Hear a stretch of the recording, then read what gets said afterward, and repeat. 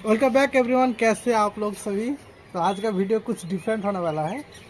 आप जैसे कि देख सकते हैं यहाँ पे कुछ बैलून्स है जिसमें पानी भरा हुआ है और यहाँ हमारा NX 200 है, तो जिसको हम शूट करेंगे और स्लो मोशन में शॉट लेंगे, देखेंगे कि कैसा मतलब दिख रहा है। तो चलिए वीडियो को स्टार्ट करते हैं। तो पहले हम यहाँ पे पैलेट लोड कर लेते हैं।